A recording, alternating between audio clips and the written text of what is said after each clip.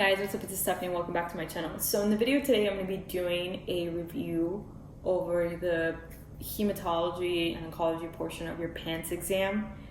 Hopefully this video is helpful for you. My goal is to make all the topics and videos, and I've been getting a lot of requests to complete the rest of the videos, so that's my goal. I have also attached a link below if you want to see the other PANCE videos that I have, review videos that I have, so hopefully this video is helpful. I'm going to be looking down at my notes a lot, so I'll be as interactive as I can, so I apologize firsthand if I keep looking down at my notes. I like to repeat a lot of things when I'm going through the review, because if I repeat something, it's because I've seen it tested. I've seen it very, very highly tested. So if I repeat something over and over again, then it's because it's very highly tested. So just make sure that you look out for those. So let's go into hematology, which is going to be about 5% of the PANCE. Kind of the first type of disorders we're going to discuss is going to be coagulation disorders. So let's go into hemophilia A and B.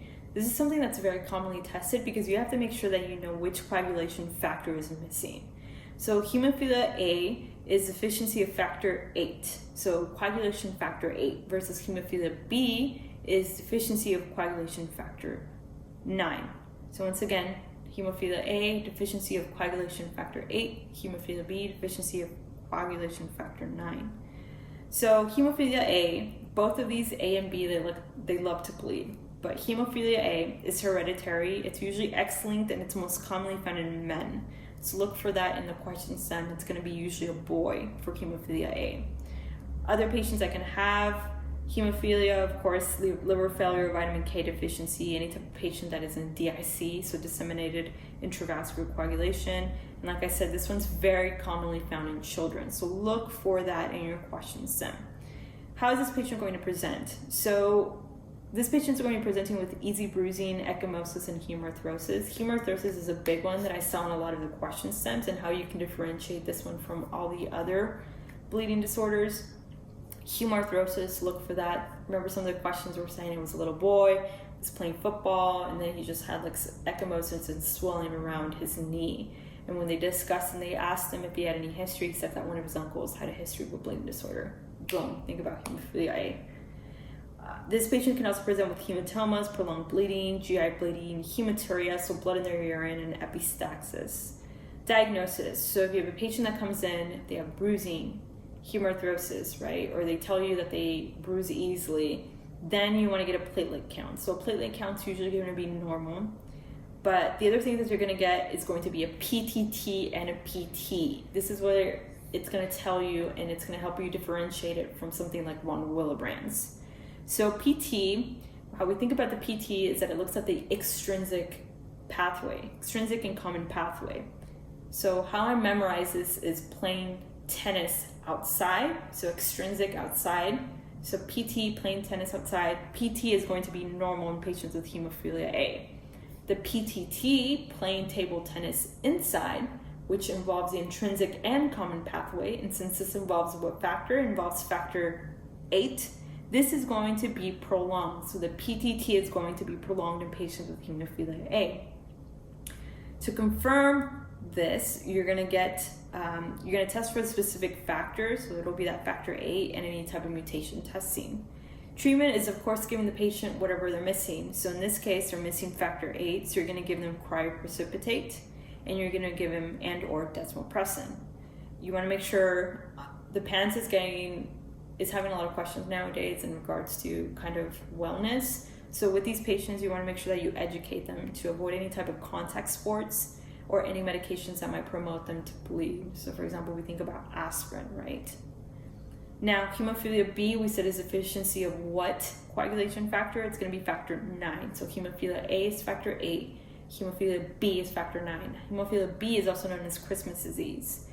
Once again, this one's also hereditary. It's most commonly found in men, so it's X-linked. That's something that they like to test also on the exam. X-linked, X-linked, X-linked for hemophilia. Very commonly found, once again, your patients have liver failure, which makes sense, right? Because it's kind of where the liver is responsible for producing all these factors. Vitamin K deficiency, and then also DIC. How is this patient going to present? They're going to have easy bruising, ecchymosis, hematomas, GI bleeding, hematuria, epistaxis, hemarthrosis, especially in the joints, spontaneous bleeding episodes also. So once again, hemarthrosis, joints. Diagnosis is platelet count, once again, is going to be normal. PT is going to be normal. PT, plain tennis outside, right? Extrinsic pathway, normal. While the PTT, which is plain table tennis inside, which involves the intrinsic and common pathway, is going to be prolonged. How are you going to confirm this? You're going to confirm this by testing for the specific factor 9 and mutation testing. How are you going to treat them? Give them back with any, which is going to be what? Factor 9, so recombinant factor 9. You can also give them exogenous factor 9 concentrate, and once again, educate them to avoid contact sports, medications that promote bleeding, like aspirin. So hemophilia A, you said factor 8. Hemophilia B is going to be factor 9. Both of them are X-linked, most commonly found in men. Hemophilia A, though, in the question stems, you see it a lot more common in children. Both of these, usually it's going to be presenting with hemarthrosis, so it's going to be that joint that's very, very bloody. PTT is going to be elevated in these patients. So it's going to involve what type of pathway? The extrinsic pathway. That's another way that they like to ask this question. Von Willebrand's disease. So von Willebrand's disease is a deficiency of von Willebrand factor / factor 8. So von Willebrand's disease, how I think about it, or von Willebrand in general, is that it likes to carry factor 8. So you're missing that factor that carries factor 8. It's the most common type of inherited bleeding disorder, so look for that in the question stem also. Some of the causes can be DIC, vitamin K deficiency, liver failure, and once again, the most common type of congenital bleeding disorder. Usually in the question stem, they're going to have a family history, so they'll say that it'll be a parent, like their mother, father, versus hemophilia. It's X-linked, so it'll likely be a male that's in the history. This one, it's usually any type of family, so it can be a woman, my mom, my grandmother, so it'll be any type of parent with a similar symptom. There are no accessories that support that. Sorry, Siri. So symptoms, this patient is going to be presenting with mucocutaneous bleeding, epistaxis. Gingival bleeding is a big one, so they brush their teeth and they notice that they bleed a lot. Bruising, ecchymosis, menorrhagia, hemarthrosis, and usually it's very difficult to control bleeding.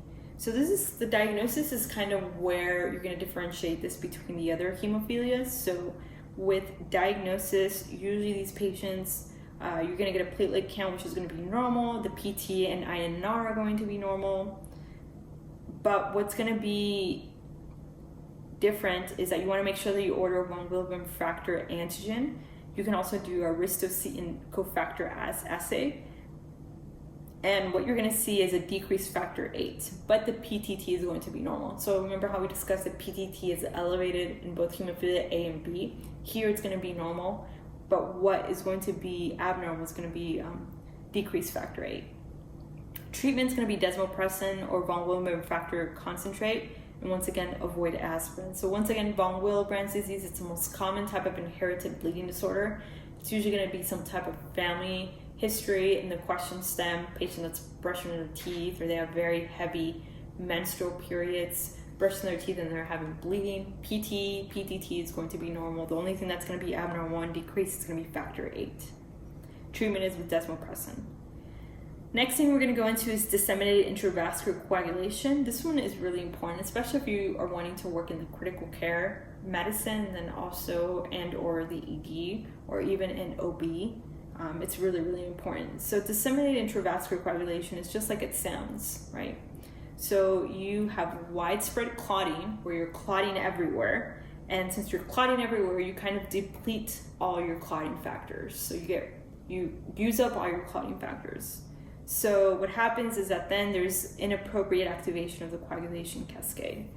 What are some of the causes of DIC? So there's multiple causes. Usually we think about OB complications, right? We think about trauma because the patient's bleeding a lot.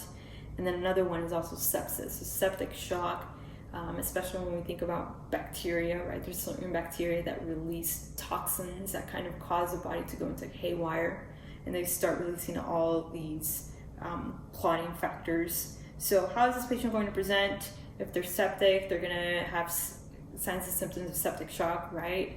Warm peripheries, Also, they're going to be hypotensive. If they're having any trauma, they're going to have sudden occurrence of bleeding. They can have petechiae, ecchymosis, peripheral gangrene, which makes sense, right, because they're clotting everywhere, and thrombosis. So diagnosis, you're going to see decreased platelets, which makes sense once again because they're using up all those clotting factors. They're going to have decreased fibrinogen, and they're prolonged PT and PTT because they're clotting everywhere. D-dimer is also going to be increased. Treatment for this is, of course, this is where students kind of miss the question, is that they want to make sure they start repleting everything. No, you want to make sure that you treat whatever is the underlying cause. If it's trauma and they need to go to the operating room, they need to go to the operating room. If they have a gunshot wound, for example, they need to go to the operating room. If it's a patient that's in septic shock, then you want to make sure that you start antibiotics, right? You give them fluids. So it's first treating the underlying cause. Support the organs, like I said, if they're hypoxic, intubated. And then the other thing you can give them is transfusions, fresh frozen plasma. Some of the complications can be clotting and bleeding. So they're like bleeding and they're clotting and they're bleeding and they're clotting and they'll go back and forth. And then when they start clotting is when they start getting ischemic, necrosis. They can get acute kidney injuries with these, right? Because they start damaging their organs, like their kidneys, their liver, the lungs, and their brain. Thrombocytopenia is the next one. So what is thrombocytopenia? Thrombocytopenia is defined as a decrease in circulating platelets that are less than 100,000. The etiology for this is going to be decreased production, but increased destruction, or can be induced by medication. So it's either due to, once again, they're not producing enough platelets, or they're destroying too many platelets. Some of the medications that we think of, I work in ICU, so I'm going to be bringing up the ICU a lot, is heparin-induced thrombocytopenia, HIT. That's something we see a lot in patients. So if it's a patient that I had yesterday and I started them on heparin and they had 200,000, and then tomorrow I look at their labs and it's like 40 or 50,000, and that's an acute, significant, quickly drop in their platelets, then I'm thinking about HIT, and I need to make sure I stop the heparin. So certain medications can do that. We also think about our anti-epileptic drugs also. So how's this patient going to present? Petechiae, right? Bleeding, epistaxis, melena, hematemesis, GI bleeds, hematuria. So diagnosis is going to be a CBC. What we're going to see is decreased platelets, like I said, bone marrow aspiration, and how low are their platelets going to be for thrombocytopenia, less than 100,000. You can also do a bone marrow aspiration if you are suspecting something even a little bit more insidious. So for example, cancer. Treatment for these patients is just giving them back platelets, so you can transfuse platelets. And then of course, if it's a patient that's outpatient, you want to make sure you educate them on taking bleeding precautions. So avoid any type of invasive procedures, a soft bristle toothbrush, avoid aspirin, and then monitor the symptoms of bleeding. Now, these next two are very highly tested, so it's very important that you make sure that you know them. So it's going to be idiopathic thrombocytopenic purpura and then thrombotic thrombocytopenic purpura. This is something that students get confused a lot with, and I definitely got confused a lot with when I was studying, so let's go into it. But it's just all about kind of like the patient population it presents with it, and also what they're presenting, how they're presenting. So first one, idiopathic thrombocytopenic purpura. Usually this patient's going to be a low platelet count, and what happens is that there's FC receptor mediated splenic destruction of the platelets. So the platelets are going to be destroyed, which causes bleeding. Etiology, this is most commonly found in males versus TTP. Thrombotic thrombocytopenic purpura is most commonly found in females. That's a way that you can differentiate both of these. So ITP, most commonly found in males, versus TTP, it's more commonly found in females. ITP also is more commonly found in children, especially between the ages of 2 to 6, versus TTP, it's usually found in women, and it's usually during the childbearing age. So ITP, more commonly found in males, children between 2 to 6 years old, and it usually follows an acute viral infection. So make sure that you look for that in the questions. Also, it can be due to autoimmune diseases like lupus, where they start developing antibodies that are against their platelets, or antiplatelet antibodies. How is this patient going to present? They're going to have purpura, petechiae, ecchymosis, epistaxis, and bleeding of the gums. If it's a woman, they can present with menorrhagia, so heavy menstruation, GI bleeding, but they will not have any splenomegaly, so no splenomegaly. How do you diagnose this patient? Of course, in the clinical presentation, the history, and also you're going to get a platelet count. It's going to be very low, so it's going to be less than 50,000, but they're going to have a normal white blood cell and red blood cell counts. You can also do a bone marrow exam, and that's where you're going to see megakaryocytes. Treatment is just observation. You can do supportive treatment also. You can give them corticosteroids if it's really severe, so something like prednisone, and then IVIG to kind of get all those antibodies out. If it's severe, then you're going to remove their spleen. Because why are you going to do that? It makes sense because this is mediated by the spleen. So it's an Fc receptor mediated splenic destruction of the platelets. So next one's going to be TTP. Once again, these patients are going to have low platelet count, most commonly caused by severely decreased protease Adams TS13 activity. You have to know this. This is very commonly tested. So TTP, low platelet count. Why? Because they have a very, very decreased activity of Adams TS13. Adams TS13 TTP. I'll memorize it as a T, right? TTP, Adams TS13. So with these patients, etiology, like we discussed, it's more commonly found in females, usually childbearing age, African ancestry. They usually have also a history of some type of other autoimmune disease. So they have a history of lupus, Sjorgen's, scleroderma. Also commonly found in patients that are also in septic shock, liver disease, pancreatitis. Also, they have any history of cardiac surgery and pregnancy. So once again, childbearing age. If it's a childbearing age woman, if not, they're usually pregnant in the question stem. How you can differentiate this is also the pentod. So the pentod is very, very important. You're going to have a classic pentod where the patient's going to be presenting with a fever, thrombocytopenia, once again, which is going to be decreased platelets, renal failure, neurological findings. And sometimes the neurological findings in the question can be very subtle. So think about ultramental status and also anemia, specifically microangiopathic hemolytic anemia. So once again, what symptoms? Fever, thrombocytopenia, renal failure, neurological findings, whether it's ultramental status, headaches, seizures, coma, microangiopathic hemolytic anemia also is how they're going to present. If they're bleeding, they're going to be presenting with petechiae, purpura, epistaxis, gingival bleeding, dark urine, lightheadedness, abdominal pain, and nausea and vomiting. So as you can tell, between ITP and TTP, ITP we said is in children, right? Usually more commonly found in males. TTP is in females. It involves what? Adams TS13, which is going to be very low. And with these patients, it's usually going to be your childbearing woman, and they're going to have that pentod. Versus ITP, usually these patients do not have that pentod. So these patients with ITP are not going to have those neurological findings. Versus a patient with TTP is going to have these neurological findings of a seizure, right? They're going to have these neurological findings of ultramental status, coma, confusion, etc. Diagnosis, you're going to do a CBC, you're going to have a decreased platelet count, a high reticulocyte count.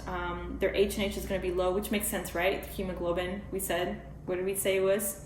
We said it was microangiopathic hemolytic anemia.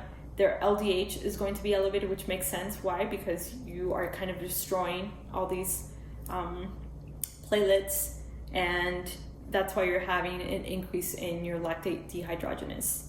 You're going to have an increased creatinine, which makes sense once again. Why? Because this patient is going to be having kidney injuries. You're going to have increased schistocytes. That's kind of the key word also for these patients, is that they have these schistocytes. And they're going to have a normal PT and PTT. Treatment for these patients is going to be plasma exchange, so plasmapheresis. You want to make sure that you get rid of all those antibodies that these patients have with IV corticosteroids, and then usually these patients we consult heme. All right, so just to review for this one, hemophilia A, X-linked, hemophilia B is X-linked, Hemophilia A involves what factor? Factor 8. Hemophilia B involves factor 9. We think about ITP, so that's usually going to be in your children, more commonly found in males. And it's usually due to FC receptor mediated splenic destruction of the platelets. Treatment for this is corticosteroids, IVIG. TTP, thrombotic thrombocytopenic purpura. We have severely decreased protease atoms TS13 activity. And usually it's going to be commonly found in your females, especially childbearing age. We think about women with a history of autoimmune disorders or even during pregnancy. We think about the pentad. We think about the classic pentad, right? Which is what? Fever, thrombocytopenia, renal failure, neurological findings, for example, if they have ultramental status, seizures, headaches, and then also microangiopathic hemolytic anemia. We're going to look for the increased schistocytes, the decreased H&H, and increased LDH, and then also increased creatinine. So the next one we're going to go to are going to be the cytopenias. So first one's going to be your microcytic anemia. And with microcytic anemia, let's go into all the different types of microcytic anemia. So how I like to categorize my anemias, if they're microcytic, normocytic, or macrocytic. And once again, it's the same thing with these type of anemias. Kind of thinking it broadly, is there a destruction of RBCs, a lack of production of RBCs, right? So you kind of want to categorize these anemias like that. Is there a lack of production or destruction, or sometimes even an overproduction? So with microcytic anemia, usually what we think about is an MCV that's going to be less than 80. 80 to 100 is normocytic, greater than 100 is going to be considered macrocytic. So less than 80, microcytic, greater than 80 to 100, normocytic, greater than 100, it's going to be macrocytic. And that's kind of how you can go through the questions when it gives you the MCV or the data and kind of rule out different ones, right? If you know that they fall under the microcytic or the normocytic. So microcytic, less than 80 MCV, normocytic is between 80 to 100, and then greater than 100 to usually like 120 or even more, it's going to be macrocytic. So microcytic anemia, the ones we think about, there's different ones, but let's go into iron deficiency, since this one is very, very, very commonly tested, and I still see this a lot in ICU, especially in our elderly patients. So it's the most common type of anemia, and usually with these patients, you want to make sure that you rule out any type of colon cancer or any type of absorptive cancer, right? Since this is usually due to lack of absorption, or the patient is just not having adequate iron in their diet. Very commonly found in your elderly. So usually with these patients, this is your iron deficiency anemia. It's going to fall under what? It's going to fall under your microcytic anemia. So it's going to be a microcytic hypochromic anemia. Etiology is going to be children, pregnancy, menstruation, dietary. Usually patients that have a history of eating a lot of vegan diet, eating disorders, celiac disease, like I discussed, right? Any type of absorption where they're not absorbing iron. Usually, like when you go to your primary care, if you do have iron deficiency anemia, sometimes they will work you up to make sure that they rule out any type of other absorption disorder. How's this patient going to present? They're going to present like any other anemia, right? They're going to be fatigued. They're going to have tachycardia, palpitations, dyspnea. Sometimes even on your physical exam, you can look at their tongue and you'll see glossitis, which is a big one that they like to test on. Brittle spooning of the nails, also known as colonychia. I always butcher that. So the spooning of the nails. Pica, sometimes, which means like they'll eat dirt with these patients. And diagnosis, you're going to get, of course, a CBC, right? They're going to have a low hemoglobin, low reticular count, low ferritin, and a high TIBC. So once again, this is kind of how you're differentiated. So you go through the labs, of course, go through the history, because sometimes they'll give you a key in the history if it's a patient that just eats a lot of vegetables, if it's a patient, also athletes, right? A patient that just went on and they're trying to lose a lot of weight, or they changed their diet radically. Look at their CBC, also low hemoglobin, low reticulocyte count, low ferritin, but a high TIBC, which makes sense, right? Because you have the iron binding capacity that's there, and they're kind of waiting for iron. There's a lot of them I want to bind to iron. There's nothing here, so there's going to be a lot of them, and there's nothing to bind to. Treatment is just giving them iron, what they need back. So you can give it either IV or PO. Usually we prefer to give a PO, and the reason why we like to give a PO is that the GI is the best place for absorption. So we like to give PO because it absorbs quicker. But of course, if you have a patient that has a history of celiac disease and they don't have absorption, maybe you might think about IV. And then of course, educate the patient to increase iron in their diet. Another cause of microcytic anemia is lead poisoning. So usually with these patients, the question stem I've seen is going to be little kids that like to eat at their toys, especially those toys that are painted with lead and or paint. Also, if it's a patient that they just moved to a new home, etc. So they're going to have increased levels of lead in the body, which interferes with the normal physiology, and it's very, very dangerous in children. So etiology is going to be lead exposure because it causes cell death, old homes. Like I said, parents who paint, and then you have children that are licking off the wall or they're found eating the paint. Old toys, pottery and ceramics. Usually this question stems going to be in a very young child. This patient is going to be presenting with usually GI symptoms, so abdominal pain, constipation, fatigue. They'll have lines in their gingiva, usually known as your Burton's line. And then also you can see if they have chronic exposure, you can see this on the long bones of the metaphysis. They can also present with neurological symptoms, and that's also how you can differentiate this from other types of microcytic anemias. So they can have a dropped foot and a dropped wrist on exam. They can also present with symptoms of encephalopathy. So for example, headaches, nausea, vomiting, memory loss, irritable, fatigue, low IQ. So diagnosis for this, you're going to do a CBC, you're going to see a microcytic anemia, you'll see basophilic stippling in a smear, and that's kind of what leads you towards lead poisoning with these patients. They're going to have an elevated serum lead iron, and then a low TIBC, total iron binding capacity. Treatment is, of course, removing the source of lead. And then sometimes these patients do need chelation therapy, which is going to get rid of all that lead. So you can give them something like Sexamer or dimercaprol, and then correct any type of iron deficiency that they have present. So once again, lead poisoning, think about old homes, babies that play with their toys or like biting at their toys, or they just moved to a new house. They'll be presenting with abdominal pain. The big one's going to be those neurological symptoms. So they'll have the drop foot and drop wrist, encephalopathy, headache, basophilic stippling and smear is what you're going to see, low total iron binding capacity, and treatment is removing the source of lead, right? So if it's toys, remove all the toys. If they need to move out of that home, they need to move out of that home.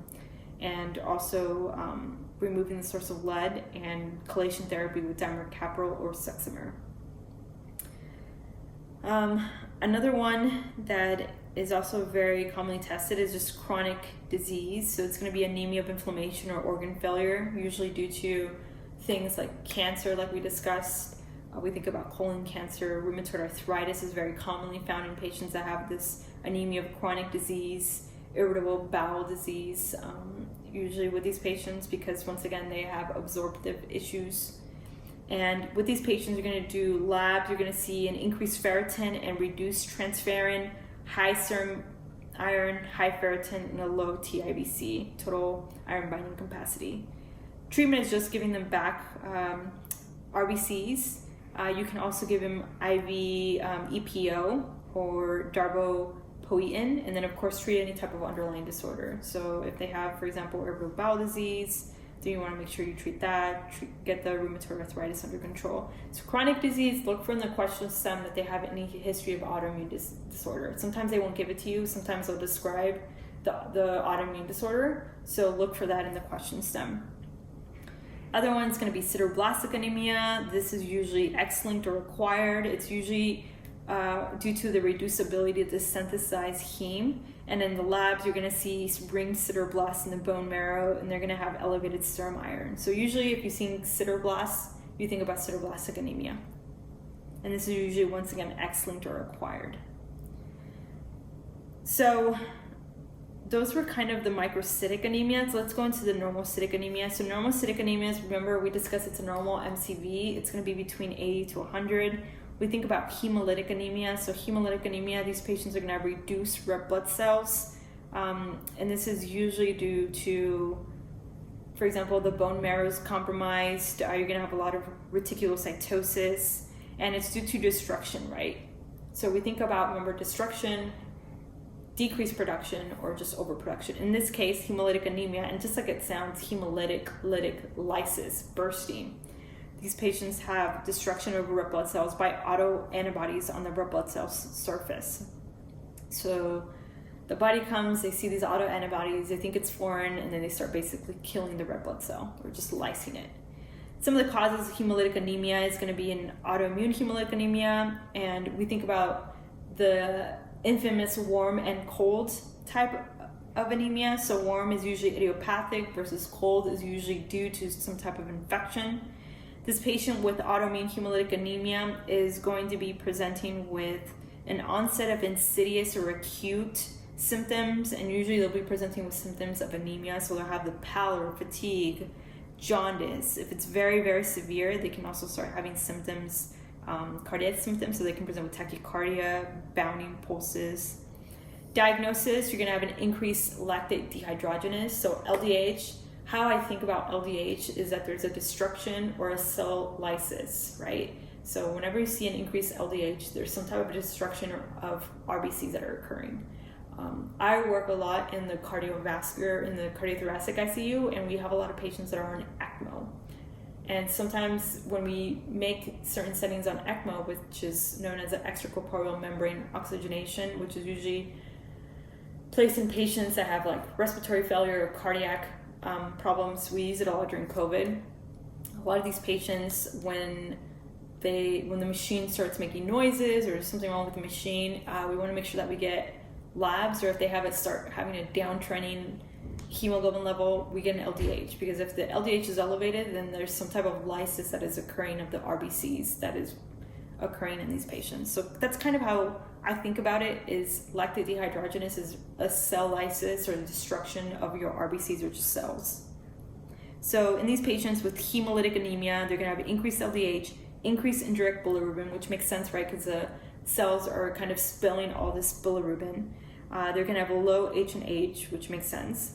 Now, if you think this patient has warm autoimmune hemolytic anemia, then with these patients, they're going to have a positive IgG plus a C3d. If they have a cold autoimmune hemolytic anemia, then they're going to have a positive C3d. So this one's not very commonly tested, but I think it's just still important information to know. On your peripheral smear, those spherocytes are going to be seen.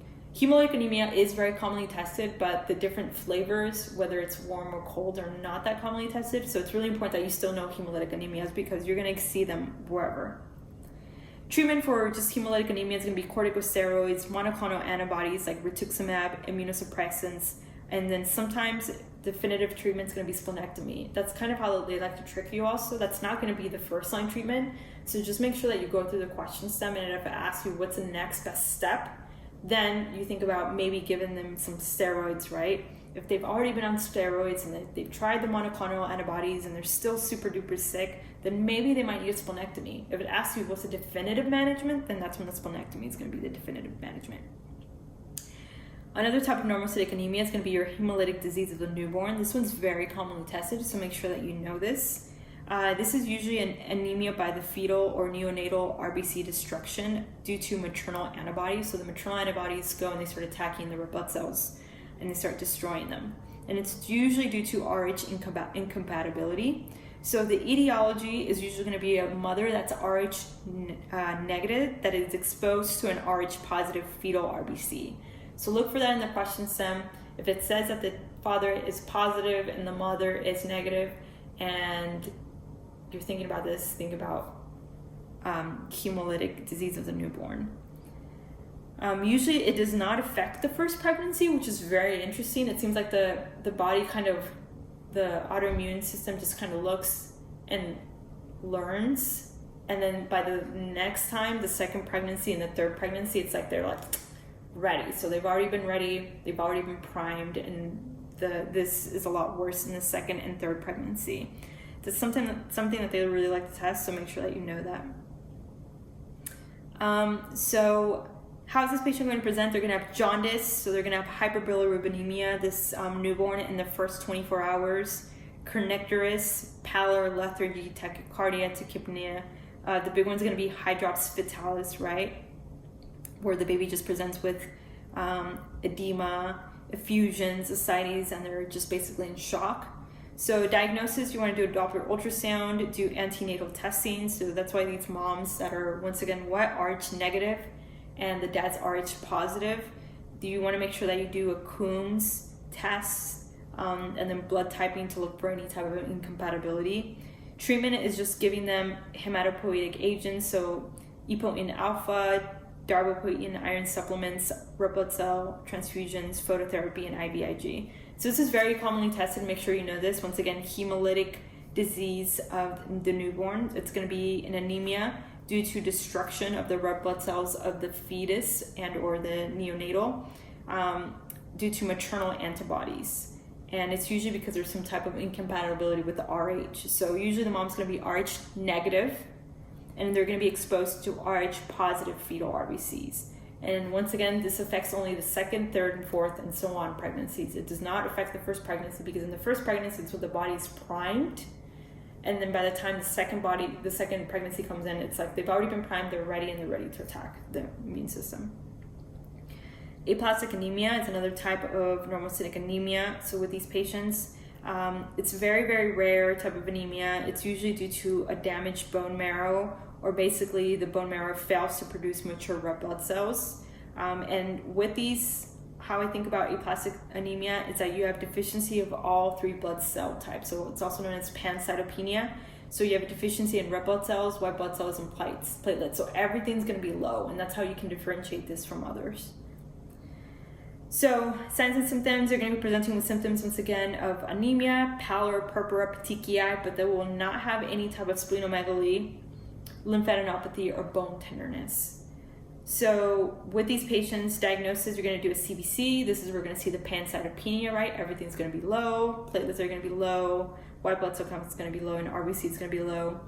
But they're going to have a normocytic anemia. They're going to have decreased reticulocytes, increased EPO, which makes sense because you're going to have that negative feedback. You can also do a bone marrow biopsy just to make sure that you're ruling out any type of like chronic or any type of cancer. So usually what you're going to see is normal. The biopsy is going to be normal. Treatments, so the definitive treatment is going to be hematopoietic cell transplantation. So plastic anemia is very commonly tested, and the reason why it's tested is because you're going to have pancytopenia, so everything's going to be low. Just know that. Next one's going to be G6PD deficiency. This one's usually X-linked, and it's due to a lack of protection for the red blood cells. So the red blood cell damage occurs, very commonly found in your African American males. So look for that in the question stem. Mostly these patients are asymptomatic. If they do present with symptoms, they can present with abdominal pain, dark urine, jaundice, splenomegaly, and then on labs, you're going to see these bite cells. Literally looks like you grabbed a cell and you took a bite out of it. You're going to have a high reticulocyte count, high bilirubin, and treatment is just iron and folic supplements. Of course, there's a lot more to going through G6PD deficiency, but just for the basics, what you need to know is that it's X-linked, and it's usually commonly found in African American males. Usually it's going to be certain medications, like sulfa medications, that can cause them to go and have this acute lysis of their cells, or even certain foods. So we think about fava beans, which is one that they really like to test. And usually it's going to be a history of African American males and or Mediterraneans that I've seen in the question stems. So bite cells. So next one we're going to go into is macrocytic. This is going to be an MCV over 100. So just for the sake of repetition, we think about microcytic anemia, which is going to be an MCV less than 100. The common ones we think is iron deficiency anemia, right? And then we think about 80 to 100, which is usually due to destruction. So we think about our normocytic anemia, usually our hemolytic anemias, where there's lysis of the red blood cell. And then macrocytic is going to be greater than 100. And then usually with macrocytic, we think of a vitamin B12 deficiency. Vitamin B12 deficiency and iron deficiency are very commonly tested. The way you can differentiate it is just looking at the lab. So MCV less than 80, iron deficiency anemia. And then you have a TIBC, total iron binding capacity, that's elevated. Then you're thinking about microcytic anemia, iron deficiency. Macrocytic anemia, MCV is going to be greater than 100. We think about vitamin B12 deficiency. Once again, this is going to be found in your vegans, also commonly found in autoimmune disorders. You get your pernicious anemia.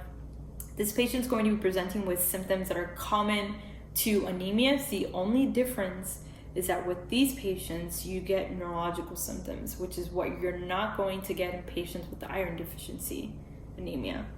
So it's usually, they're going to have symptoms of slow onset, pallor, cholestitis, anorexia, diarrhea, paresthesias, which is kind of like you're tingling your pins and needles, and usually it'll be in the extremities.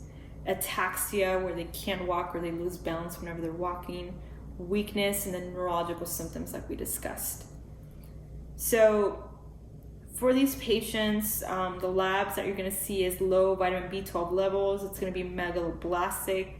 If you're thinking about pernicious anemia, usually what happens in pernicious anemia that causes vitamin B12 deficiency is that you start having these autoimmune antibodies that start destroying the gastric parietal cells. So now you're not able to absorb, right? So now it's a form of absorption, malabsorption. And usually with these patients, you can do a Chilling's test. So treatment for this is just giving them intramuscular vitamin B12 monthly. You can also give them PO, cyanocobalamin, and hydroxycobalamin. Once again, oral, enteral route is going to be best for this versus IM or IV. But of course, if you have a patient that has pernicious anemia or some type of GI disorder where they cannot absorb, that's where you think about giving them intramuscular. So once again, vitamin B12, it's going to be a macrocytic anemia, so the MCV is going to be greater than 100. They're going to be presenting with neurological symptoms. So paresthesias is a huge one you want to look at when you are studying for this and answering the questions. Folic acid deficiency is also a type of macrocytic anemia. It's usually very commonly found in your alcoholics, pregnancy also, but these patients have no neuro symptoms. So this is how you can also differentiate it from vitamin B12. Labs, you're going to see megaloblastic, normal B12. They're going to have a low folic acid and just give them folic acid 1 milligram PO once a day.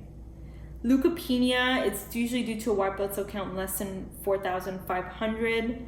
Leukocytes are either classified as either granulocytes, which are coming from the myeloid cell line, or lymphocytes, which are coming from the lymphoid cell line.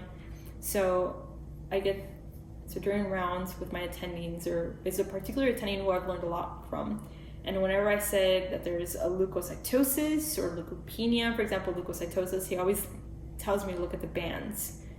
So you look at the bands, and if the bands are also elevated, that means the patient might be mounting an infection. So just looking at your CBC and getting a CBC with differential, which gives you the differentiation like we discussed, you're able to tell whether the patient is having an infection or not.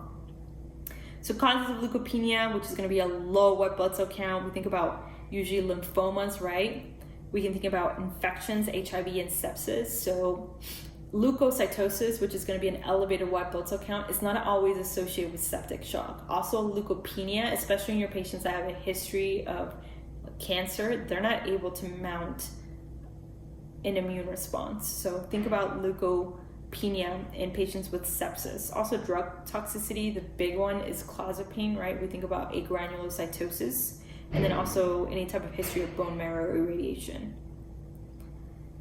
So next one we're going to go into is going to be essential thrombocytosis. So essential thrombocytosis is going to be neoplasia of the mature myeloid cells, mostly megakaryocytes, that are caused by a JAK2 kinase mutation. Usually this is commonly found in your older adults between the ages of 50 through 60. They're going to be presenting with symptoms of bleeding, and this can usually progress to acute leukemia or myelofibrosis. Since these patients have so many, since they have thrombocytosis, they're at risk for getting thromboembolism, which makes sense, right? They're at risk for clotting. And then you have polycythemia polycythemia, which is where you have many cells in the blood. So you have an increase in everything. So remember how we talked about pancytopenia in patients that have your aplastic anemia where everything's down? Well, in polycythemia, everything's up. So your red blood cells are going to be up, your white blood cells are going to be up, your platelets are going to be up. And etiology is usually going to be relative polycythemia, decreased plasma volume. You're going to see an increase in hematocrit. If it's absolute polycythemia, you have two different types. You have a primary absolute polycythemia and a secondary. If it's primary, the erythropoietin is going to be low. Sometimes you'll see a erythrocyte receptor mutation. If it's secondary, the erythropoietin is going to go up. And usually these patients are going to be presenting with hypoxia, so you want to make sure that you look for any type of tumor that might be secreting erythropoietin. But just in general, polycythemia, the most common cause is going to be a mutation of JAK2. So this patient with polycythemia is going to be presenting with bruising, bleeding, erythromelalgia, which is basically where they get redness and pain in their feet. The big one for this one that is commonly tested is going to be aquatic pruritus, which is itching after a hot shower. And that's why does that happen, is that you release histamine, and that's what causes all the itchiness. They can also present with tortuous retinal vein, so they'll have some visual disturbances, headache, dizziness, tinnitus, deafness, stupor, vertigo, gout, hepatosplenomegaly, and once again, these patients are at risk for coagulopathy because they have so many platelets. So when you have an increased amount of platelets, they're at risk for getting clots everywhere. So heart attacks, strokes, pulmonary embolism. Diagnosis, you're going to get a CBC, you're going to see an increased RBC, increased white blood cell count, platelets are going to be increased. You can do an x-ray also just to make sure that we rule out a secondary cause, right, of absolute polycythemia. So rule out that they don't have like a tumor that might be secreting erythropoietin. And then of course, also order erythropoietin levels, right? And then treatment is just phlebotomy, which is interesting. So just getting rid of that blood. Aspirin, you can also give them hydroxyurea, cooling of extremities, leg elevation. Interesting also with these patients with polycythemia, especially their polycythemia vera, they also start getting darkening of the skin. One of the PAs I work with, he was actually diagnosed with this, and he would have to go sometimes weekly to the hospital to just get blood drawn. And we just saw like a change in his color throughout the year when I was in PA school, and we're like, wow, he's getting darker, he's getting a lot of sun, and no, ended up he had polycythemia vera. Complications of this can be Budd-Chiari syndrome, like we discussed, because what happens in Budd-Chiari syndrome, you basically get a clot of your portal vein, hepatic portal vein. You can also get a heart attack, stroke, because these patients are just producing so many platelets, so many red blood cells, white blood cells, that you're just producing so much, you're very prone to getting clotting everywhere. All right, so next one's going to be hemoglobinopahies. Goodness gracious, as you can tell, unfortunately in the ICU, whenever we have any type of platelet disorder, we consult heme. So this is definitely a review for me. So hemoglobinopathies. Let's go into hemochromatosis. They love to test this one, so you have to make sure that you order this. I've yet to see this. So hemochromatosis is a disease of iron accumulation, and this is usually due to increased iron intestinal absorption, and it's usually the most common cause is autosomal recessive disorder that allows for increased absorption. So hemochromatosis is you have a lot of iron accumulation because you're having increased absorption of it. Etiology, so the age is going to be usually between greater than 40, more commonly found in your males and females. And usually these patients are going to present with this triad. So they're going to have abdominal pain, hepatomegaly, jaundice, diabetes, skin pigmentation, usually they look bronze, weakness, fatigue, hypogonadism. Once again, the triad, the big one you're going to look for is going to be cirrhosis, diabetes, skin pigmentation. Those are going to be the big ones. So cirrhosis, right? Hepatomegaly, jaundice, diabetes, skin pigmentation. Diagnosis, you're going to get an iron and ferritin, which are going to be high, which makes sense, right? Because they're accumulating so much iron. You're going to get a transferrin level, which is going to be increased. You're going to get an MRI of the liver, and usually the definitive diagnosis for these patients is going to be a liver biopsy where you're going to have increased iron deposits. Treatment for this is going to be regular phlebotomy. Once again, you can also do erythrocytophoresis, iron chelation with deferoxamine, and just instructing the patient to decrease iron intake. Unfortunately, a lot of these patients do need liver transplant because they have decompensated cirrhosis. I've never seen this. If you're a fan of the show House, they have an episode on hemochromatosis, which was pretty interesting. It was a patient that came in that had really severe cirrhosis, and they didn't know why she had cirrhosis. She had no history of drinking or hepatitis or anything like that, but she did have neurological changes that were worsening, and they thought she was just schizophrenic. No, she ended up just having hemochromatosis. Next one's going to be sickle cell anemia. This is usually genetic, and this one's also one that's very commonly tested, so you have to make sure that you know this. They have a point mutation of the beta hemoglobin S, once again, beta mutation of, point mutation of the beta globin gene. Usually what happens is that due to this mutation, the cells are sickle shaped, so they're abnormal or shaped like the moon. That's how I kind of remember them. And they're going to have decreased red blood cell lifespan due to hemolysis. So since these cells are abnormal, they can get stuck in the vessels. They can make patients clot. In addition to that, the body starts getting rid of them. Unfortunately, a lot of these patients end up kind of infarcting their spleen because of the abnormality of these cells, and a lot of them, by the time they get to the age 20, they've already auto-infarcted their spleen, unfortunately, and they don't have spleens. So that's another thing that they really like to test. If you have a patient that comes in and they have a history of sickle cell disease, you want to ask them if they're up to date with their immunizations. So particularly, right, you want to make sure that they're up to date with their immunizations. The one that I think about right now is going to be the pneumonia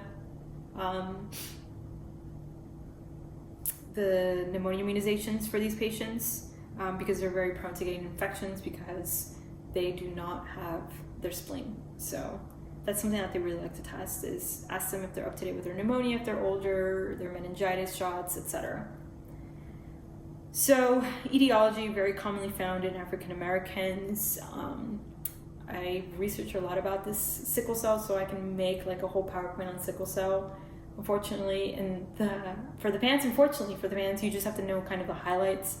And the thing about sickle cell disease is that there's been studies to think maybe this was done, or the body kind of did this to survive one of the biggest diseases in Africa, which is malaria. So interestingly, a lot of these patients that have sickle cell disease do not get malaria just because of the shape of their red blood cell, sickle cell. So they think maybe this is why this gene got passed on, because it was a form of survival, which is very interesting. But getting off my soapbox, etiology, African Americans, this is going to be autosomal recessive, which is something that they really like to test, so make sure that you know this. Autosomal recessive sickle cell anemia. It's usually, what happens is that it causes vaso-occlusive episodes, so these patients will be in and out of the ER just because they're in so much pain. So they'll go into this cycle where they get an infection, hypoxic, or dehydration, and then they'll go into this vaso-occlusive episodes whenever this happens. So if they have a new infection, if they get hypoxic, or they're dehydrated, they'll be in and out of the ED. So how this patient will present with sickle cell anemia, they'll have fatigue, delayed growth, activity intolerance, very prone to infections, because like I said, a lot of these auto-infarct their spleens by the age 20. They'll be presenting with chest pain. The chest pain is a huge complaint that they have. Joint pain, fever, jaundice, hypersplenism, splenomegaly, if they have a spleen still, hepatomegaly. Diagnosis, you want to do a peripheral smear, and this is where you're going to see the sickle target cell. Like I said, it's shaped. Also, you get that cell that's shaped like a moon, half a moon. They're going to get hypoxemic. They can present with acidosis. Their H&H is going to be decreased. Their red blood cell is going to be decreased. They're going to have reticulocytosis. The definitive diagnosis is going to be a hemoglobin electrophoresis. And treatment for these patients that are in and out of the ICU with an acute episode of sickle cell, with these patients, you're going to give them oxygen, fluids, pain control, folic acid, iron, antibiotics, penicillin V for infections, red blood cell transfusions, and immunization. This is something that's very highly tested, so it's really important that you read it in the question stem. So if it's in the question stem, it's an African American that presents with like chest pain or joint pain, and they have a history, and you look at their peripheral smear sickle target cells, you see that, then you're thinking about sickle cell anemia. And if they're coming in for an acute episode, you have to make sure you give them oxygen, fluids, pain control, because these patients can be in a lot of pain, folic acid, antibiotics if you think there might be any infection. You can also give them red blood cell transfusions, and like we discussed, immunizations, because a lot of these patients, once they get an autoinfarct their spleen. These patients are at risk for infection, especially salmonella is a big one. So you want to make sure that you look for these. And then they have a resistance to malaria like we discussed. Now, sickle cell crisis, this is usually pain from an acute vaso-occlusive crisis. So basically what happens is that you have cell sickling and you have vaso-occlusion where the sickle cells get stuck in the vessels, and this is why these patients are presenting with these acute episodes of sickle cell crisis. Some of the things that can cause this is going to be an increased altitude where they get less oxygen. So remember how we discussed any type of dehydration, hypoxia, or infection can kind of make them go into sickle cell crisis. I've seen these questions asked where you have a patient that presents and they don't tell you that the patient has sickle cell anemia, but just reading through the question stem, you're like, okay, this patient has sickle cell anemia, and then it asks you at the end, what recommendation would you have for this patient? So obviously with this patient, tell them to avoid going to an area of increased altitude. So if they're like driving up to Colorado, tell them to not go to Colorado, for example. Also to avoid dehydration, stress, and then usually hypoxia will make these patients go into sickle cell crisis, acidosis like we discussed. Symptoms, usually they'll have acute pain in small bones due to vaso-occlusion like we discussed, swelling of the hands and feet, they'll have dactylitis, they can present with strokes, especially if we think about those arteries that are in the vessels and arteries that are in the brain, they're a lot smaller, so these sickle cells are more likely to get stuck there. Moyamoya disease, TIA, seizures, MIs, cardiomyopathies, multi-organ failure, avascular necrosis, splenic infarct, like we discussed several times, due to splenic sequestration or backup of the blood. And then acute chest syndrome is a big one that they present with. This is where you give them oxygen fluids, control their pain. Treatment, oxygen fluids, opioids. It's really important that you're liberal with your opioids because these patients are in a lot of pain, so you want to make sure you manage their pain. Blood transfusions, and you can also give them hydroxyurea, which kind of decreases the frequency of the crisis. So let's go into thalassemia. So you have thalassemia A and B. A is usually due to a lack of alpha chains, but you have excess beta chains. So we think about teardrop cells versus thalassemia B. You have a lack of beta chains, but you have excess alpha chains. So whatever the letter says is what they're lacking. So thalassemia A is lack of alpha chains, excess beta chains, so they're going to have teardrop cells. Etiology usually in Asians. Diagnosis is usually microcytic, so it's going to be less than 80 MCV. Treatment is folic acid, blood transfusions, and bone marrow transplant. Thalassemia B is lack of beta chains. They have excess alpha chains. Teardrop cells also. The thing is just the patient population and how you'll be able to differentiate between these two is that thalassemia B is commonly found in Mediterranean versus thalassemia A is usually commonly found in your Asian population. For thalassemia B, these patients get Cooley anemia, which is very, very severe. And in general, these patients are going to be presenting with thalassemia B, dyspnea, jaundice, pallor. It's going to be a microcytic anemia once again, so less than 80 MCV. Treatment is going to be iron transfusion, splenectomy, and genetic counseling. All right. Next one we're going to go into, it's going to be your immunological disorders. So immunological disorders, we think about our transfusions and our transfusion reactions. So when do you give a transfusion? So in the ICU, for example, for us, and also just for textbook, we give transfusion whenever your hemoglobin is less than 7, right? because our goal is to increase oxygen carrying capacity. So you have a patient that's getting tachycardic, they're hypotensive, they're tachypnic.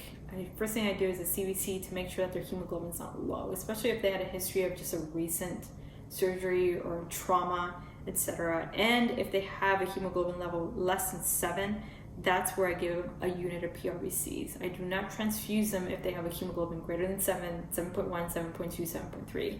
Sometimes we fight with we have a collegial discussion with our neurosurgery team who likes to, which is understandable, especially for patients that have any type of subarachnoid hemorrhage or any type of, or that risk for like vasospasm, etc. Then they want to keep the hemoglobin greater than 8, sometimes greater than 9. But in general, we like to keep it greater than 7, and we give them a unit of PRBCs for a hemoglobin less than 7. Usually with these patients, you want to make sure that you get a type and cross and type and screen before you do that. Platelets, our goal is to keep the platelet, of course, less than 50,000, but textbook-wise, indications for platelet transfusion, it's going to be less than 10,000, although that's very, very low for me. And then fresh frozen plasma, we want to make sure that we give fresh frozen plasma to decrease the risk of bleeding due to coagulation factor deficiency. So we want to make sure that we check the PT and PTT within 30 minutes of transfusion to see if it affected at all the PT and PTT. Cryoprecipitate, the reason why we're giving it is to replace fibrinogen. It contains fibrinogen, also contains von Willebrand factor, fibronectin also, and factors 8 and also 13. So transfusion reactions, there's different types of transfusion reactions. We have hemolytic transfusion reaction, which is going to be the most serious type of transfusion reaction, and this is usually due to ABO incompatibility. Usually what happens is that there's a lysis of transfused red blood cells. This patient's going to have immediate fever and chills after the transfusion, headache, nausea and vomiting, myalgia, darker urine. They're going to have a hemoglobinuria, back pain, and hypotension. Treatment, the first thing you're going to do is just stop the transfusion, right? And then give them crystalloid infusion, so give them a lot of IV fluids, diuretic therapy also to make sure that you maintain a urine output of 1 to 2 milliliters per kilogram per hour.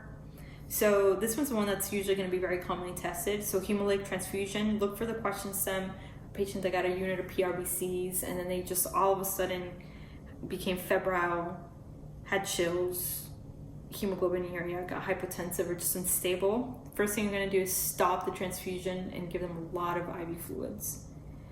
Febrile transfusion reaction, most commonly transfusion reaction, of course, in your patients that have fevers. It's a very benign condition. Usually it's going to be a patient that presents with fever and chills within 6 hours. They're going to have malaise with these patients. You want to stop transfusion and just supportive care, right? Treat the fever with aggressive Tylenol.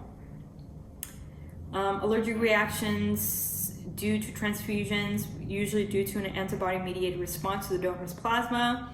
They're going to be presenting with allergic symptoms like urticaria, hives, pruritus. Treatment is symptomatic care, so you're going to give them antihistamines. You also have delayed transfusion reaction, which occurs 3 to 4 weeks after the transfusion was given, and this is usually because you have some type of response to the red blood cell antigen. This patient's going to have a fall in their hemoglobin and a rise in their bilirubin and treatment supportive care. You also have transfusion-associated graft versus host disease, which occurs in immunocompromised patients. Usually used because there's use of irradiated blood products. They're going to be presenting with pancytopenia, elevated LFTs, rash. You want to stop the transfusion and give them supportive care. So let's go into anticoagulants and kind of the medications or anticoagulants. This is something that I use a lot in the ICU. So what do anticoagulant medications do? They decrease the formation of fibrin clots. So we think about heparin and warfarin, which are the popular ones. You can think about the new ones that are coming in, the DOACs, but we will focus on heparin and warfarin, which is ones that you're going to be commonly seen and commonly tested on. So heparin has a very, very short life in comparison to warfarin, aka Coumadin. Coumadin has a very long life.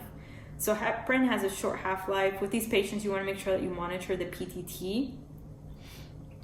And you have different types of heparin, right? Usually we think about enoxaparin, which is a low molecular weight heparin. Usually we give it subcutaneous because it has a longer half-life. It's about 2 to 4 times longer than just your regular heparin. And the reason why we like your low molecular weight heparin is that you don't need to monitor the PTT. And then you get less thrombocytopenia. So you have a less chance of getting hit with these patients, right? Because with heparin, we think about HIT, which is heparin-induced thrombocytopenia. What does heparin do? It catalyzes the binding of antithrombin 3 to multiple clotting factors. So it basically inactivates thrombin, 10A, also 9A and 11A. This is usually used for immediate anticoagulation. With heparin, we think about PEs, right? Acute coronary syndrome, any type of stroke, DVTs, DIC, myocardial infarctions. This one can be used during pregnancy, heparin, because it does not cross placenta. But the thing about heparin, like we discussed, is that there's a toxicity. It can cause bleeding. We think about heparin-induced thrombocytopenia. So if you have an acute drop in your platelets on a patient who just started heparin, make sure you stop it. And sometimes with these patients, you may need to give them IVIG. Also, it can cause osteoporosis. Antidote for heparin is going to be protamine sulfate. Antidote, heparin, protamine sulfate. And then you have warfarin also, which has a very long half-life, greater than 30 hours. It's small and lipid soluble. With these patients, you're going to monitor the PT and INR versus heparin, you're going to monitor the PTT. Mechanism of action of warfarin, it decreases hepatic synthesis of vitamin K dependent clotting factors 2, 7, 9, and 10. Also, it affects the protein C and S, and it affects the extrinsic pathway.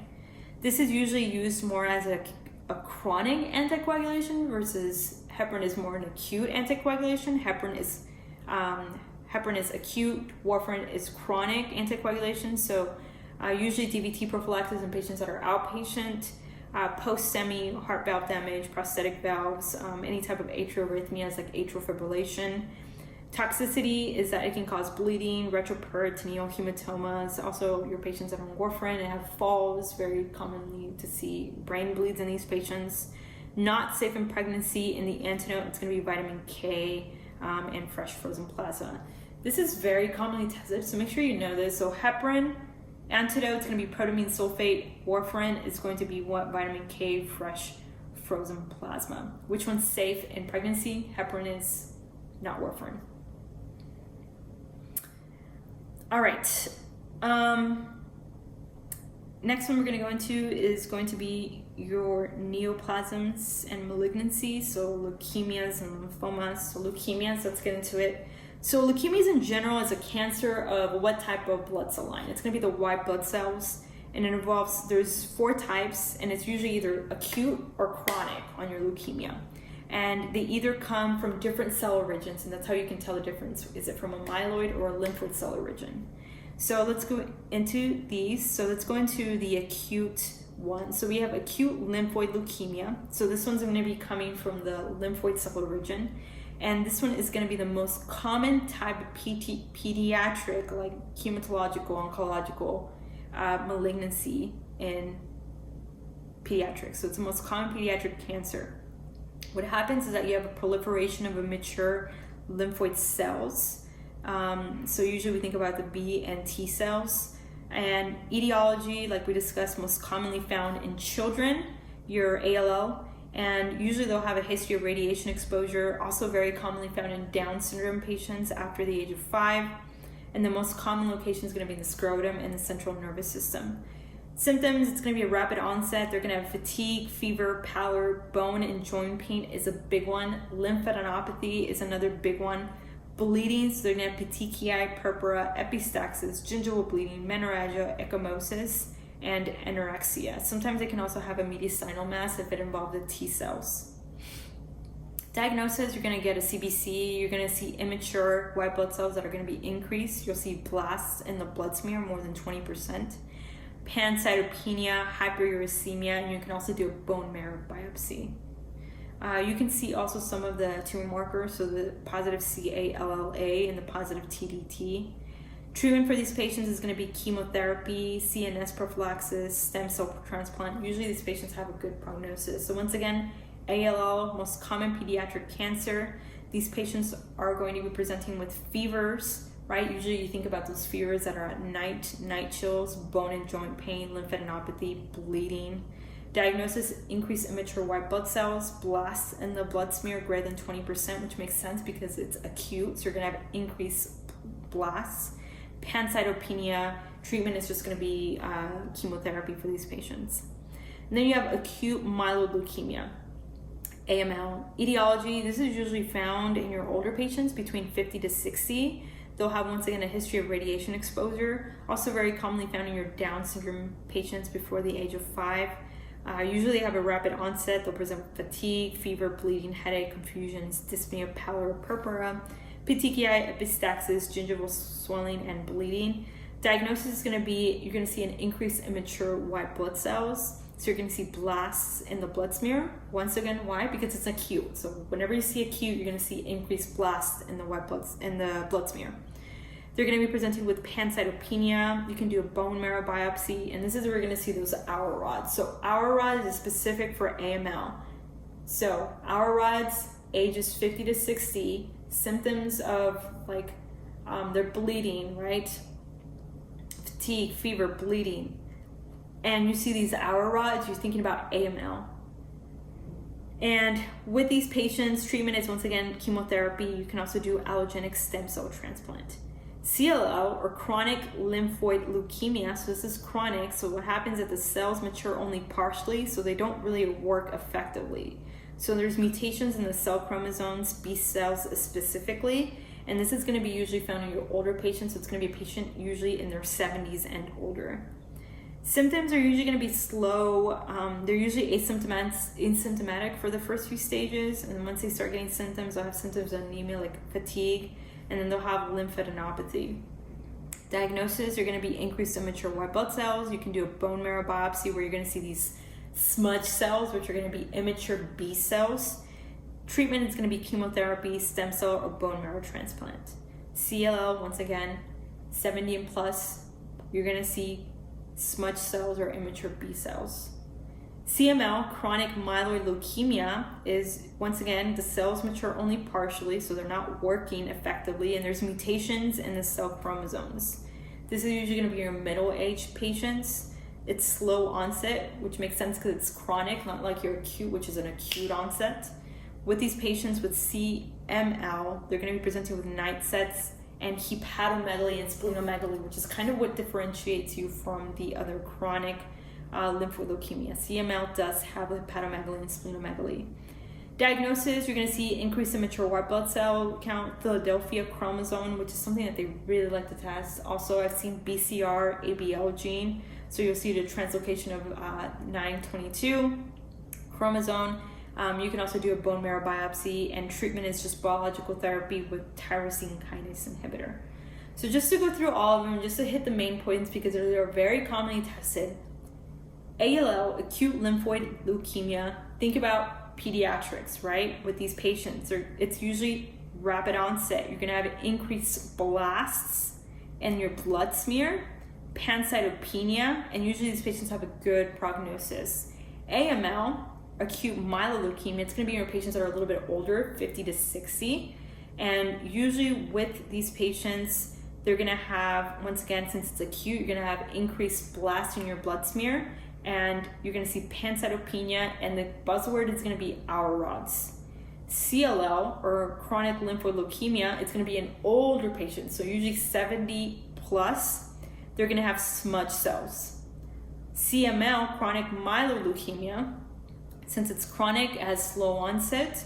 Like we discussed, these patients are going to be presenting with hepatomegaly and splenomegaly, and you're going to see that Philadelphia chromosome, and then also that BCR ABL gene translocation of chromosome 922. Hodgkin's lymphoma is going to be the next one. So you need to be able to differentiate between Hodgkin's lymphoma and non-Hodgkin's lymphoma. So Hodgkin's lymphoma is going to be a malignancy of the lymphoid tissue. It's the third most common malignancy in childhood. Usually there's a bimodal peak, so it's commonly found in children and adults. That's why it's called bimodal peak, and it's a malignancy of the lymphoid tissue. Etiology, usually idiopathic.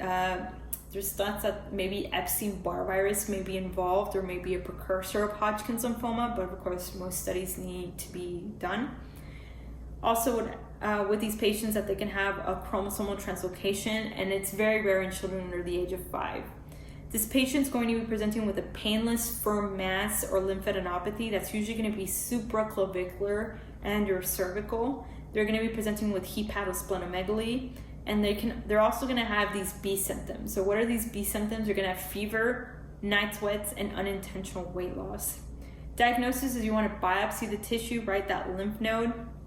CBC, you're going to see these Reed-Sternberg cells, so those cells that look like they have owl eyes. That's kind of the buzzword for this. And then on chest X, we're going to see a mediastinal mass. Treatment is chemotherapy. You can also do radiation. Usually these patients have a better prognosis than non-Hodgkin's lymphoma because they have late metastasis. So Hodgkin's lymphoma, malignancy of the lymphoid tissue, it has bimodal peak in children and adults. With these patients, they're going to have a painless firm mass or lymphadenopathy, B symptoms, fever, night sweats, like we discussed, unintentional weight loss.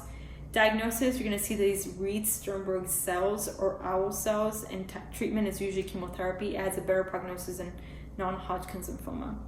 Non-Hodgkin's lymphoma is a malignancy of the lymphoid tissue. Usually we have different types. We think about B-cell, Burkitt lymphoma, and then you also have T-cells and large cell that are involved. Etiology is idiopathic. Once again, maybe Epstein-Barr virus may be involved. It's very, very malignant in comparison to Hodgkin's lymphoma, and it's most commonly found in Anglos and more commonly found in males and females. When we think about Burkitt lymphoma, which is kind of a flavor of non-Hodgkin's, with Burkitt lymphoma, usually these patients will have a history of Epstein-Barr virus. They'll have an enlarging mass over the jaw, and on pathology, you'll see like the starry sky. Treatment for these patients is usually chemotherapy. You want to monitor for tumor lysis syndrome, which is something that commonly presents also. Symptoms with non-Hodgkin's lymphoma is going to be fever, drenching night sweats, unintentional weight loss. If it involves Burkitt lymphoma, then we think about involvement of the abdomen. Diagnosis for non-Hodgkin's lymphoma, you want to do a tissue biopsy. You can examine also the pleural and peritoneal fluid, CBC, ESR, electrolytes, chest X-ray. You're going to see this mediastinal mass. Treatment is going to be chemotherapy, radiation, methotrexate, doxorubicin, isofosfamide, etoposide. Prognosis is, like we said, worse. So Hodgkin's lymphoma, once again, Reed-Sternberg cells, lymphadenopathy, tissue biopsy. Non-Hodgkin's lymphoma is a lot worse than Hodgkin's lymphoma. Usually these patients have a history of Epstein-Barr virus. When we think about Burkitt's lymphoma, they're going to have fever, drenching, night sweats, unintentional weight loss, and also it can involve the abdomen if you're thinking about Burkitt's lymphoma. Next one's going to be multiple myeloma. This is going to be a neoplasm of the plasma cells in the bone marrow. So basically there's an overproduction of the M protein that starts secreting cytokines, tumor interleukins, necrosis factors. Etiology is usually due to a genetic mutation, so translocation of chromosomes 14 and 11 or 14 and 6. You have a deletion of the gene TP53 tumor suppression locus on chromosome 17, very commonly found in your elderly patients, and some of the risk factors for multiple myeloma is usually going to be a history of alcohol abuse, obesity, radiation exposure, or of course if they have a family history. So how is this patient going to present? This one's one that's very commonly tested because they like to give you these symptoms. So they're going to be presenting with symptoms of hypercalcemia. So whenever we think about hypercalcemia, we think about the symptoms of what? Constipation, right? Confusion, nausea, thirst. These patients also present with anemia, neutropenia, thrombocytopenia, bone lesions. So they're going to have bone pain, fractures, spinal cord compression. So they'll have neuropathies and paresthesias from the spinal cord compression. Diagnosis, you can do an x-ray that it's going to show these lytic bone lesions. You can do a CT scan also where you're going to see these bone lesions. If it's very, very advanced, you'll see lesions in the spleen, lymph nodes in the lungs. You can also do a bone marrow biopsy. Labs, you're going to do a BMP, CBC. You're going to see hypercalcemia once again. You're going to see these Benz-Jones proteins, monoclonal plasma cells, and you're going to see this rouleau formation on peripheral smear. Treatment is going to be chemotherapy. You're going to give them biphosphonates to prevent bone loss, and also to treat that hypercalcemia. Antibiotics, since these patients are very prone to getting infections. Steroids for the hypercalcemia, and stem cell transplant. So once again, multiple myeloma. With these patients, think about overproduction of the M protein. They're going to be presenting with hypercalcemia, thrombocytopenia, bone lesions, right? Bone fractures, spinal cord compressions. We think about the labs, hypercalcemia, Benz-Jones protein, monoclonal plasmid cells, and rouleau formation on peripheral smears. Myelodysplastic syndromes, it's a group of hematological cancers, dysplastic and ineffective blood cell production, primarily found 90% in elderly patients. 10% of these patients due to exogenous bone marrow damage due to radiation. Usually these patients are going to be presenting with symptoms of anemia, or sometimes they can be asymptomatic. If they have symptoms of anemia, they're going to have the symptoms of bleeding, right? Thrombocytopenia. These patients are at risk for infection, so they can get leukocytopenia, hepatosplenomegaly. Diagnosis is going to be a CBC with a peripheral smear. So you're going to see normal and microcytic anemia, leukocytopenia, thrombocytopenia. You can also do a bone marrow biopsy. Now, myelodysplastic syndrome depends on how severe it is. So if you have mild, you usually just watch and wait. So you observe the patient. If they have severe myelodysplastic syndrome, this is where you give them red blood cells and platelets, transfusions, and you can also do chemotherapy, immunosuppressive therapy, and usually the curative option is in stem cell transplant. Other things I want to discuss is just hypercoagulable states. I've seen these tested, so make sure that you know these. So hypercoagulable states, we think about factor V Leiden, antiphospholipid syndrome, protein C deficiency, and protein S deficiency. So usually a patient that's hypercoagulable is because they have an unregulated activation of coagulation cascade. So their cascade is just out of whack. And what happens is that usually this is acquired or inherited. The common ones you're going to be tested on are going to be factor V Leiden and antiphospholipid syndrome. So when I think about factor V Leiden, it's usually inherited thrombophilia. There's a mutant form of what factor? Coagulation factor 5. And basically they lack arginine 506 cleavage site, so these patients love to clot. Etiology usually is pregnancy, oral contraceptives, any type of family history of thrombophilia. This patient is going to be presenting with numerous blood clots, especially like DVTs at a very young age or in areas that are not very usual for a patient to get a clot in. Also, a patient that comes in and they've had a history of multiple fetal losses, or they just cannot go to full term with a pregnancy. These patients are very prone to possibly having factor V Leiden. Diagnosis is going to be genetic testing. You're going to look for that FVL mutation. Treatment is going to be anticoagulants and thrombolytics. So these patients are usually on long-term anticoagulant medications. Treatment for this is, of course, like we said, anticoagulants. If they have a DVT or a PE, if it's been more than 2 thromboembolic events, usually, like we discussed, lifelong anticoagulant therapy. Antiphospholipid syndrome, it's an acquired autoimmune multi-system disorder. Usually we think about lupus in these patients. Sometimes it can be idiopathic also. Sometimes medications can make a patient have antiphospholipid syndrome. Venous thrombosis is usually most common in these patients, and arterial thrombosis. Usually how these patients are going to present: recurrent DVTs, PEs, hepatic or portal vein thrombosis. Diagnosis, we think about antiphospholipid antibodies. They're going to have thrombocytopenia, prolonged PT and PTT. Treatment, aspirin, anticoagulation medications like we discussed, like warfarin. And usually these patients need lifelong antiplatelet therapy. And then we think about protein C deficiency. So like it sounds, they are lacking protein C. So protein C is important because it's vitamin K is dependent on this, on inhibiting factors, inhibitor of factor 5 and 8. So protein C deficiency, what happens is that you have an unregulated activation of the coagulation cascade, and then protein S deficiency involves protein S. And what is protein S responsible for? So it's a cofactor of protein C.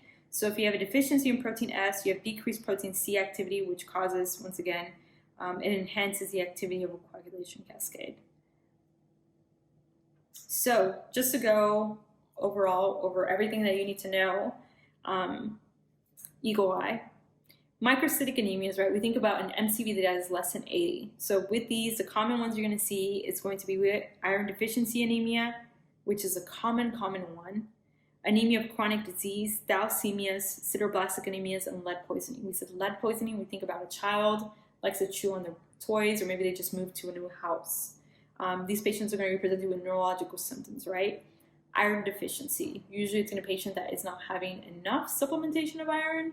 You also want to rule out maybe colon cancer, or maybe they have also malabsorptive disorder that is not allowing them to absorb iron. Anemia of chronic disease is just going to be a patient, right, that has, like it sounds, a chronic disease. Maybe they have a history of a cancer. Maybe they have a history of rheumatoid arthritis. And then we think about our thalassemias A and B, right? We think thalassemia A, you lack A, and then you lack B in thalassemia B. Normocytic anemia, we think about an MCV between 80 to 100. Now, you have the hemolytic normocytic anemias, and then you have the non-hemolytic anemia. So remember, when we think about hemolytic anemia, it's just lysis of the red blood cells. So hemolytic anemias, we think about G6PD deficiency, sickle cell anemia, right? Autoimmune hemolytic anemia. Non-hemolytic anemia, we think about iron deficiency anemia, anemia of chronic disease, and chronic kidney disease, also aplastic anemia. Macrocytic anemia is going to be an anemia that has an MCV greater than 100. We think about vitamin B12 deficiency, which is the one that's commonly tested. So vitamin B12 deficiency, folate deficiency. How to tell the difference between folate and vitamin B12 is that vitamin B12 is going to have neurological symptoms. So they're going to have the paresthesias. And we also think about, for example, other ones, liver disease with these patients with microcytic anemia. All right, and let's go into our hemophilia. So hemophilia A and B, we said they are both X-linked, right? Hemophilia A involves recombinant factor 8 versus hemophilia B involves recombinant factor 9. We think about von Willebrand's disease, which is going to be autosomal dominant, right, with these patients, and it's the most common type of autoimmune disorder of coagulation.